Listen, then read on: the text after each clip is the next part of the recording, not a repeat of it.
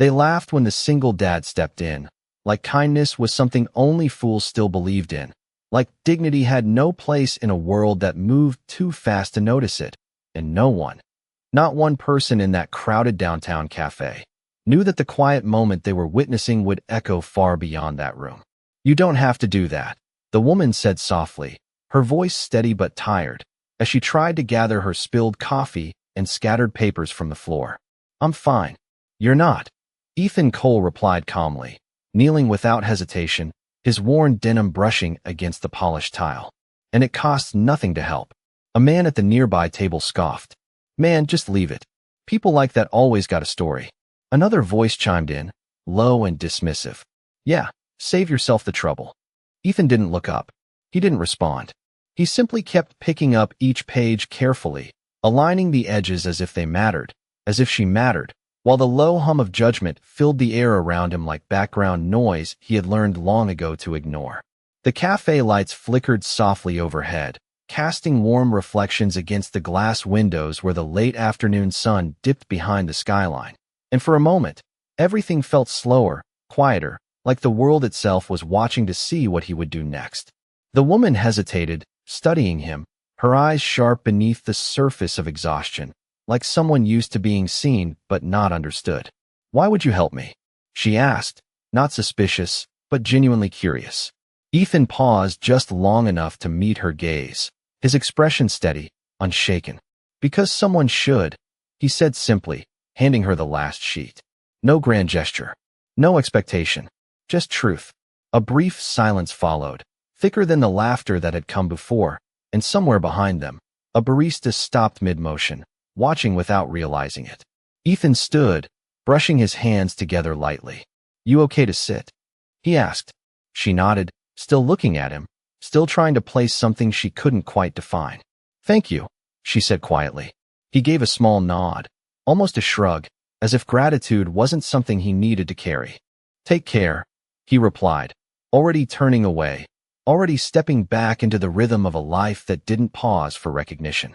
Outside, the air was cooler, the distant sound of traffic rolling through the streets like a steady pulse, and Ethan adjusted the strap of his worn backpack before heading toward his truck parked a few blocks down, his mind already shifting back to the long list of things waiting for him. His daughter's dinner, the overdue bills, the quiet responsibilities that shaped his world. Behind him, through the cafe window, the woman remained seated, her fingers resting lightly on the stack of papers he had straightened, her expression no longer guarded, but thoughtful, as if something small yet undeniable had just shifted inside her. She glanced toward the door where he had disappeared, then back at the space he had occupied, the faint imprint of something she hadn't expected lingering in the air. And though no one else noticed it yet, though the room returned to its usual noise and motion, something had already begun to change, because the woman Ethan had just helped was not who she appeared to be, and the quiet man who walked away without looking back had just stepped into a story far bigger than he could possibly imagine. The truck engine rattled to life with a low, familiar hum, the kind that never quite sounded healthy, but never failed him either, and Ethan Cole rested his hands on the steering wheel for just a second longer than necessary before pulling out into the evening traffic. "You're late again," a small voice said from the passenger seat, not angry, just observant. "I know," Ethan replied, glancing over with a soft smile. Had to stop and help someone. His daughter, Lily, sat cross-legged with a worn sketchbook on her lap, her brown hair loosely tied back, her eyes thoughtful in a way that felt older than her 9 years. "Did they say thank you?" she asked. Ethan nodded once. "Yeah, she did." Lily looked down at her drawing, then back up at him. "That is good," she said simply. "Mom used to say people remember that." Ethan's grip on the wheel tightened just slightly, not enough to notice unless you were looking for it, and the truck rolled past rows of modest houses where porch lights flickered on one by one as the sky deepened into a soft blue-gray. Inside the cab, the faint smell of motor oil mixed with the sweetness of the takeout bag sitting between them. Dinner for the night. Nothing fancy, but enough. "How was school?" he asked, keeping his voice light. "We had music today," Lily replied. "I did not sing." Ethan raised an eyebrow gently. "You used to like singing." She shrugged, her gaze drifting to the window. "Not anymore." Silence settled between them, not heavy, but familiar, like something they both knew how to carry without talking about it. And the rhythmic thrum of the tires against the asphalt filled the space where words did not come. The apartment complex came into view, a faded two-story building with chipped paint and a flickering hallway light that buzzed louder than it should, and Ethan parked in his usual spot near the edge of the lot. "Stay here a second," he said, stepping out to grab the grocery bag from the truck bed, the cool air brushing against his face as the night settled in. Upstairs, their unit was small but clean, the kind of place that showed effort even when money was tight, and Ethan moved through it with quiet efficiency, setting plates, warming food, making sure everything was ready before calling Lily in. "Dinner," he said softly.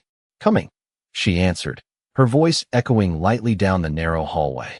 They sat across from each other at the small kitchen table, the overhead light casting a warm circle around them, and for a few moments, there was only the sound of forks against plates.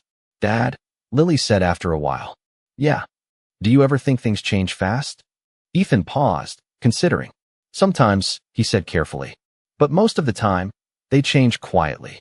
She nodded, as if that made sense, as if she believed him, and outside, a car passed slowly, its headlights sweeping briefly across the window before fading away.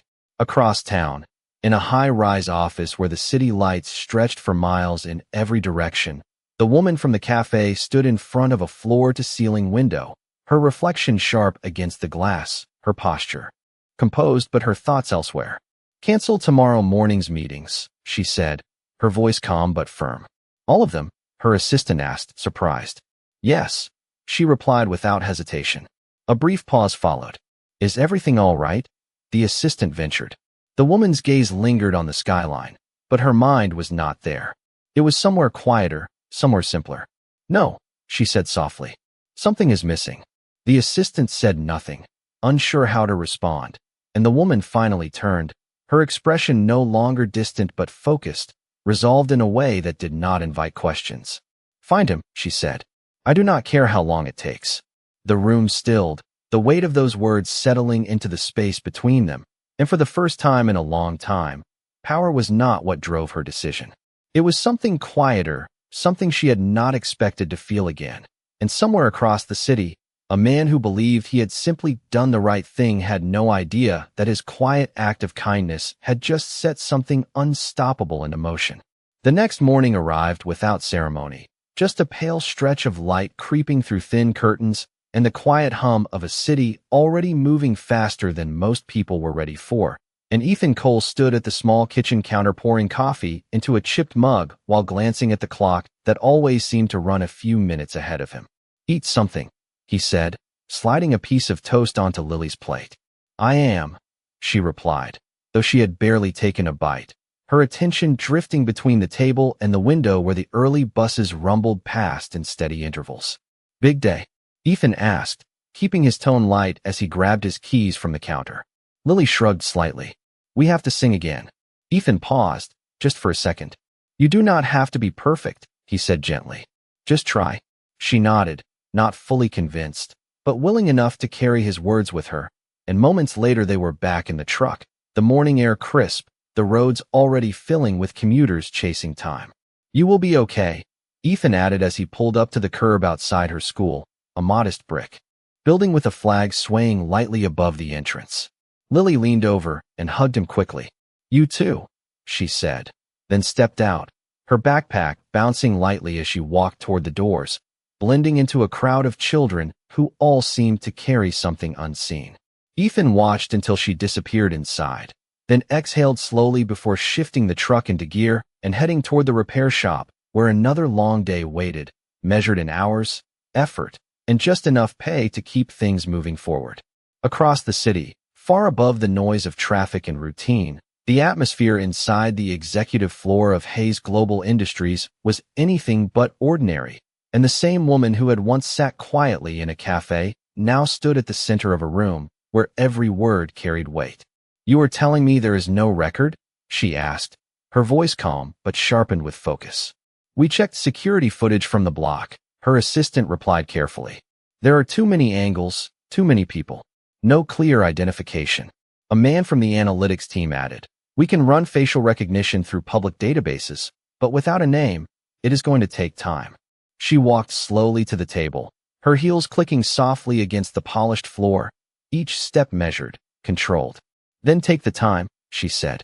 Expand the search radius. Look at nearby businesses, traffic cameras, anything. The room fell into a brief silence, not from confusion, but from the unusual nature of the request, because this was not about a deal, not about profit, not about anything they were trained to prioritize. Ma'am, her assistant said gently. With respect, this could take days, maybe longer. She turned, her gaze steady, unwavering. Then we will spend days, she replied. Find him. The instructions settled into the room like something heavier than business, something personal, and as her team moved to carry it out, the systems that usually tracked markets and numbers began searching for something far less measurable, a man with no title, no status, no reason to be noticed. Meanwhile, Ethan stepped into the garage, the familiar scent of grease and metal greeting him like an old friend, and his co-worker Jake looked up from under the hood of a truck. You look tired, Jake said, wiping his hands on a rag. Same as always, Ethan replied with a faint smile. You ever think about doing something else? Jake asked. Ethan shrugged, grabbing his tools. Doing what? Jake smirked. Something bigger. Ethan glanced at the row of cars waiting to be fixed, then back at the steady rhythm of his day.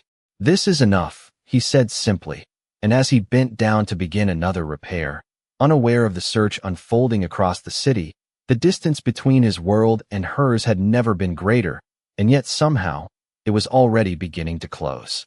By mid-afternoon, the garage had settled into its usual rhythm, the steady clank of tools, the low murmur of engines, and the occasional burst of conversation filling the space with a kind of predictable noise that made time pass, without asking too many questions, and Ethan Cole moved from one car to the next with quiet focus, his hands working with practiced precision while his mind stayed anchored in the simple goal of getting through the day. You ever notice, Jake called out from across the bay, how people only remember you when something breaks? Ethan glanced up briefly, a faint smile touching his face. That is usually when they need help, he replied. Jake chuckled.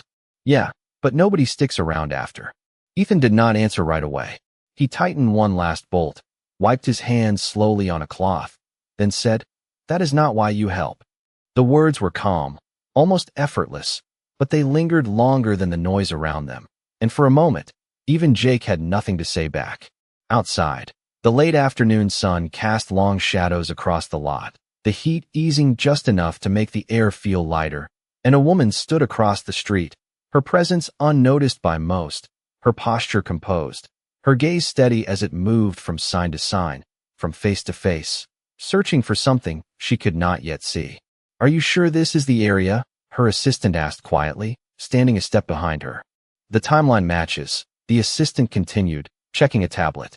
Cafe footage placed him heading east, then a gap for about 15 minutes before any other confirmed sighting. The woman nodded slightly, her eyes never leaving the row of small businesses lining the street. He would not go far, she said. People like him do not chase distance. They stay close to what matters. The assistant hesitated, then lowered the tablet. We have expanded the search to 3 surrounding neighborhoods. We also pulled local employment records, but there are hundreds of matches.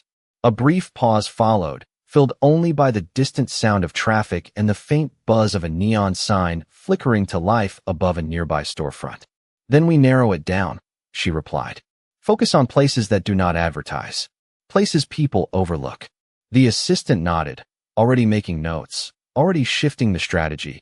But there was something in the woman's tone that felt different from every other directive she had ever given. Something less about control and more about conviction. Back inside the garage, a customer approached Ethan, frustration written clearly across his face. I have been waiting 2 hours, the man said sharply. This should not take that long. Ethan looked up, his expression steady, unprovoked. We are working through each job in order, he said calmly.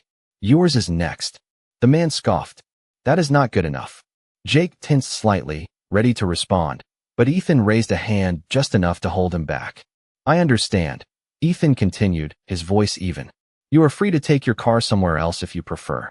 The simplicity of the response caught the man off guard. the absence of defensiveness leaving no room for escalation, and after a brief moment, he exhaled and stepped back. "Fine," he muttered. "I will wait." The tension dissolved as quietly as it had formed, and Ethan returned to his work without another word, his focus unchanged, his pace steady.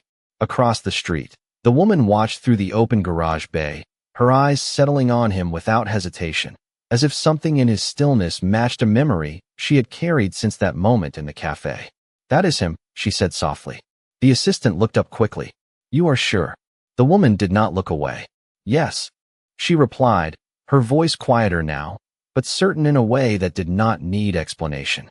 For a second, the world seemed to narrow, the noise fading into the background, the distance between them reduced to a single realization. And though he had not yet seen her, though he remained unaware of the presence just beyond his reach, the man who believed he was simply doing his job had just been found by someone who had refused to forget him. And everything that came next would begin in the silence between recognition and understanding. The moment stretched longer than it should have, suspended between recognition and action, as the late afternoon light filtered through the open garage bay and settled across the concrete floor in soft golden streaks. And Victoria Hayes stood just outside the threshold, her presence still unnoticed by everyone except the quiet certainty building inside her. "Do you want me to call ahead?" her assistant asked under his breath, already reaching for his phone. "No," she replied gently, stopping him with a small motion of her hand. "Not like this." Inside, Ethan Cole straightened up from under the hood of a sedan, wiping his hands slowly on a cloth as he stepped back to check his work, his movements steady, unhurried, the same quiet rhythm she remembered from the cafe. "You fixed it?" the customer asked, leaning in with cautious optimism. "It should run smoothly now," Ethan answered. "Give it a try." The engine turned over cleanly, the sound even and strong, and the man's expression shifted from frustration to relief. "All right," he said, surprised. "That is better." He reached into his wallet, pulling out a few bills. "Here," he added, handing them over. Ethan glanced at the amount, then back at the man. "That is more than the estimate," he said. The man shrugged. "You earned it." Ethan paused, then quietly separated the bills, returning part of it. "I only charge for the work," he said simply. The man blinked, caught off guard. Most places would not do that. Ethan gave a small, almost invisible shrug. "Most places are not me." The exchange was brief, almost ordinary, but from where she stood, it carried more weight than any boardroom negotiation she had ever witnessed, and Victoria felt something shift again, something steady, something real. "You see that?" she said softly to her assistant. "He does not just help when it is easy." The assistant nodded, though he did not fully understand what she meant. "He lives that way," she continued, her voice quieter now, more certain. A car horn sounded faintly from the street, the city continuing its endless motion, but inside the garage, time seemed to move differently, slower, more deliberate, as if every small action mattered. Ethan turned, reaching for another tool, and that was when his eyes finally lifted toward the entrance, drawn not by sound, but by the subtle awareness of being observed, and for a brief second, their gazes met. There was no recognition in his expression, no reason for it, just a polite awareness, the kind he gave everyone. But for Victoria, the moment landed with a quiet intensity that stilled everything else. "Can I help you?" Ethan asked, stepping forward slightly, his tone respectful, neutral. "I am sorry, we are still open for about another hour." She took a step inside, the faint echo of her heels soft against the concrete, her composure returning even as something deeper moved beneath it. "I am not here for a repair," she said. A few of the workers glanced over, curious but not yet concerned, sensing only that something unusual was unfolding. Ethan nodded once, patient. "Then how can I help?" he asked again. She held his gaze, searching for the same quiet certainty she had seen before, the same unspoken strength that had stayed with her long after he walked away. "You already did," she replied, her voice steady but carrying something unspoken beneath it. A flicker of confusion crossed his face, subtle but real. "I am sorry," he said. "I do not think we have met." The garage fell into a softer kind of silence, not empty, but expectant, like the pause before something important reveals itself. And just beyond the edge of understanding, the truth stood waiting, patient, inevitable, ready to change everything he thought he knew about that single, quiet moment he had already left behind. The silence lingered just a moment. Longer, stretching thin between them as the hum of the garage seemed to fade into the background, and Ethan Cole studied her face with polite confusion, searching for a memory that did not quite surface. "I am sorry," he said again, his tone steady, respectful. "I help a lot of people. I do not always remember every face." A faint smile touched Victoria's lips, not offended, not surprised, but almost relieved, as if his inability to recognize her confirmed something she had already begun to believe. "That is exactly why I needed to find you," she replied softly. Jake glanced over from across the bay, wiping his hands slowly, sensing something unusual in the exchange. "You want me to take over here?" he called out. Ethan shook his head slightly without looking away. "I am good," he answered, then turned his attention back to her. "If there is something you need, you can just tell me." Victoria took another step forward, the distance between them closing just enough to shift the weight of the moment, and for the first time, the subtle authority in her presence became harder to ignore, not loud, not demanding, but unmistakable. "A few days ago," she began, her voice calm, measured, "in a cafe downtown, I dropped everything I was carrying." Ethan's expression remained neutral at first, but something flickered behind his eyes, a quiet recollection beginning to form. "You knelt down," she continued. "You helped me gather my papers. You stayed when everyone else chose to look away." A brief pause settled between her words and his understanding, and then it clicked, not with surprise, but with a quiet recognition that did not need to announce itself. "That was you," he said simply. Victoria nodded once. "Yes." He exhaled lightly, almost a small breath of realization. "You seemed like you were having a rough day," he replied, as if that explained everything, as if that moment had never been anything more than what it was.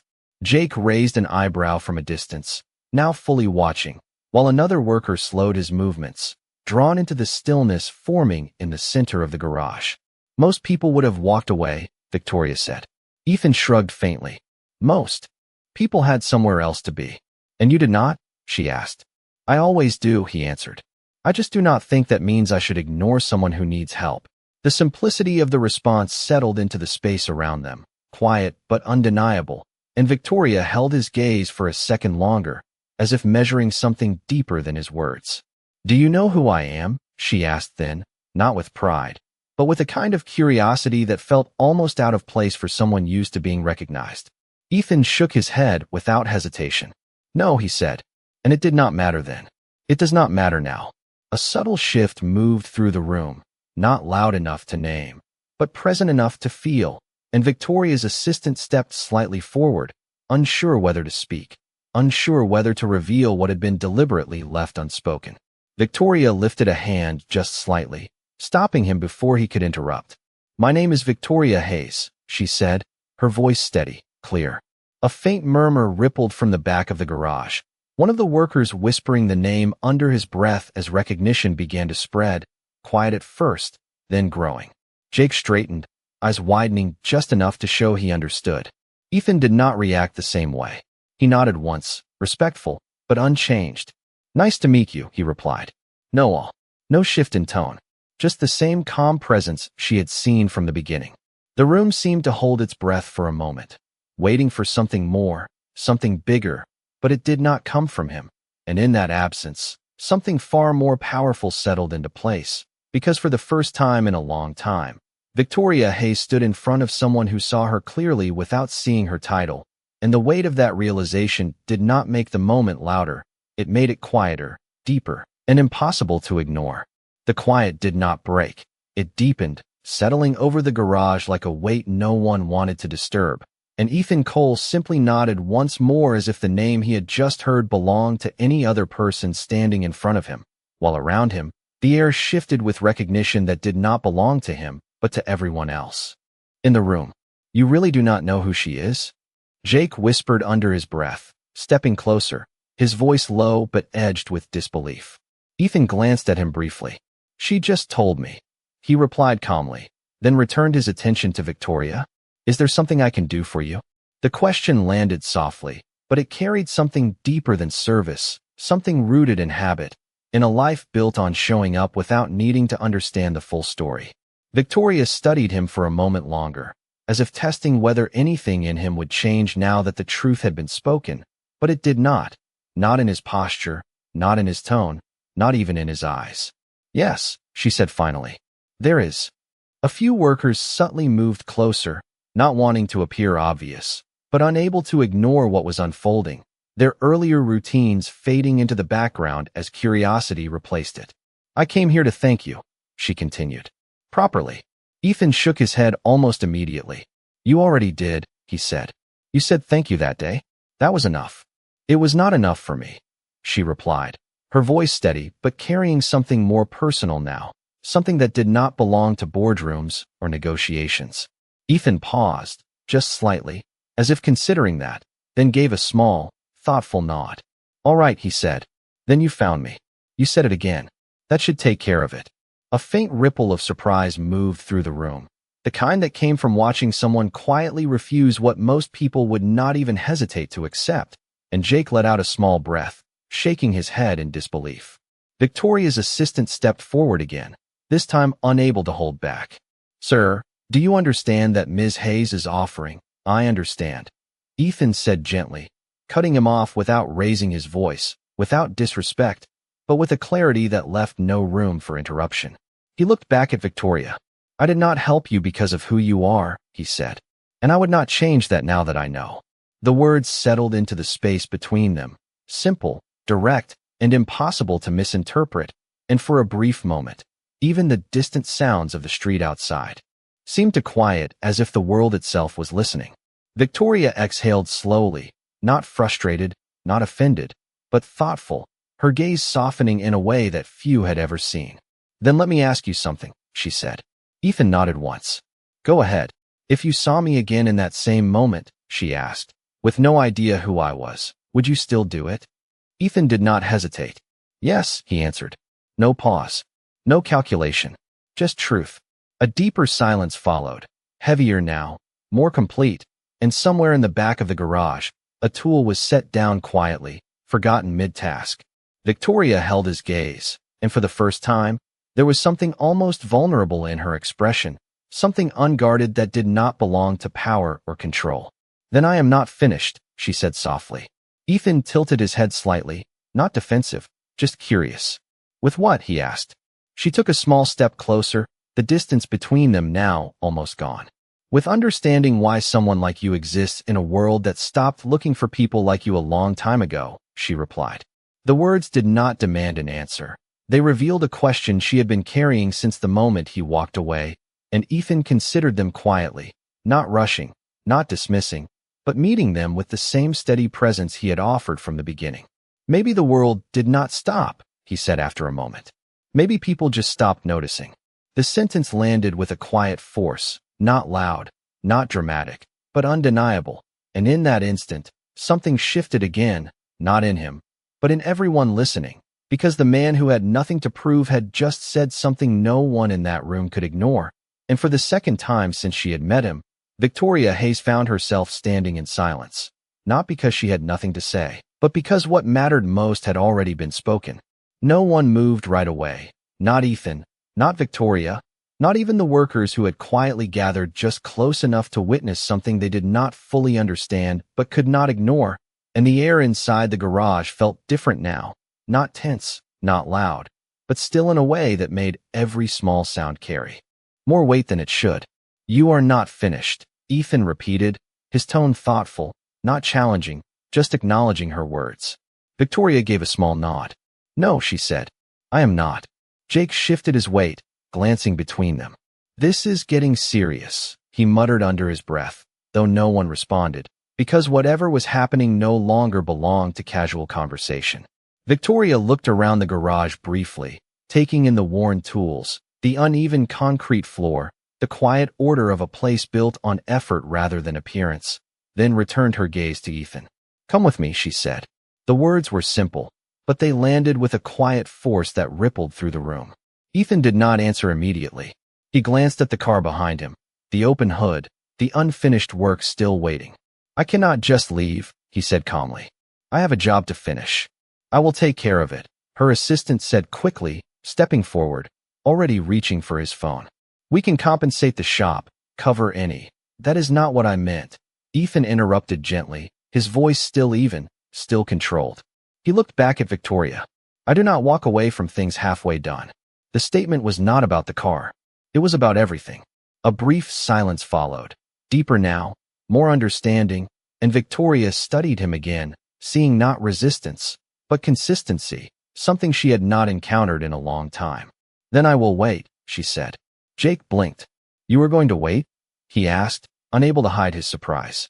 Victoria gave a slight nod, as if the answer required no explanation. Yes. The workers exchanged glances, uncertain, but slowly returned to their tasks, though their movements remained quieter, more aware, as if the moment had not ended, only shifted. Ethan turned back to the car, picking up his tool again, his hands moving with the same steady rhythm as before, but now the space around him carried a new kind of attention, not pressure, not expectation, just presence. Minutes passed, then more, the sound of metal and motion filling the garage once again, while Victoria stood near the entrance, not impatient, not distracted, simply watching, as if understanding something in the process itself. He is not even rushing, her assistant whispered. He does not need to, she replied softly. He already knows who he is. The sentence settled quietly, and for a moment, even the assistant had nothing to add. Ethan finished tightening the last bolt, lowered the hood carefully, and wiped his hands on the same cloth he had used all day, his movements deliberate, complete. All set, he said to the customer, who had been waiting nearby. The man nodded, still slightly distracted by everything he had just witnessed. Thank you, he said, more sincerely this time. Ethan gave a small nod in return, then turned back toward Victoria, closing the distance between them once more. All right, he said. Now I can listen. Victoria met his gaze, something quieter now in her expression, something less about urgency and more about clarity. I want you to see something, she said. Ethan tilted his head slightly. What kind of something, he asked. She paused, choosing her words carefully. The kind that shows you what your actions actually do, she replied. Ethan considered that for a moment, then glanced briefly toward the open garage, the familiar world he understood, before looking back at her. I did not do anything special, he said. Victoria shook her head slowly. That is where you are wrong, she answered. The words were not sharp, not confrontational, but certain, and in the quiet that followed, the meaning behind them began to take shape, because what he saw as ordinary had already become something extraordinary in a place he had never imagined. And the next step was not about changing who he was, it was about showing him what that had already changed.